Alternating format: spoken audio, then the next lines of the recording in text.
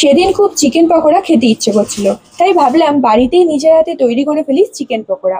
প্রথমে ছোট ছোট করে কেটে রাখা চিকেনের পিসগুলো ভালো করে ধুয়ে নিলাম।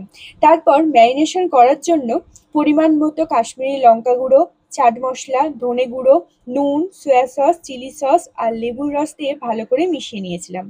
তারপর 15 মিনিট ঢাকা দিয়ে রেখে দিয়েছিলাম। তারপর দিয়ে দিয়েছিলাম আদা রসুনের পেস্ট, বেসন, ফাটানো ডিম, ধনেপাতা কুচি, পেঁয়াজ কুচি এবং কাঁচা লঙ্কা কুচি। এই সমস্ত কিছু দিয়ে দ্বিতীয়বার ভালো করে মিশিয়ে নিয়েছিলাম।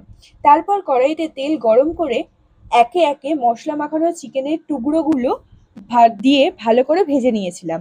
এইভাবে সমস্ত মিশ্রণটা ভেজে নিয়েছিলাম। ভেজে নিয়ে তুলে দিয়েছিলাম, আর খেতে সত্যি দারুণ হয়েছিল।